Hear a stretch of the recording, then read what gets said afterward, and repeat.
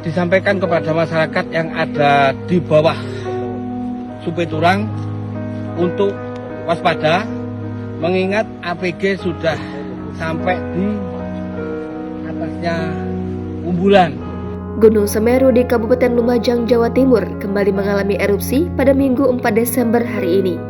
Erupsi kali ini juga bertepatan dengan 1 tahun sejak terjadi bencana erupsi Semeru 4 Desember 2021. Awan panas gugur meluncur dari puncak kawah Jonggring Saloko sejauh 7 km ke arah tenggara dan selatan. Erupsi juga meluncurkan kolom abu berwarna kelabu dari puncak kawah dengan intensitas sedang hingga tebal setinggi 1,5 km dari puncak kawah pukul 2.56 waktu Indonesia Barat. Secara kegempaan, seismograf mencatat terjadi 8 kali gempa letusan dengan amplitudo 18 hingga 22 mm dengan durasi 65 hingga 120 detik.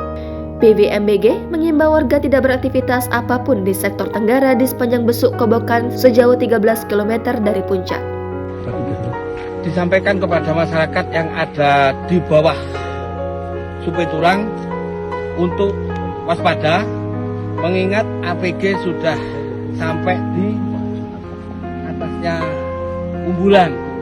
Kami sementara ini bersama dengan bapak-bapak relawan patroli di kawasan Umbulan di Sumbersari untuk mengosongkan wilayah Umbulan sampai ke bawah harus segera kosong.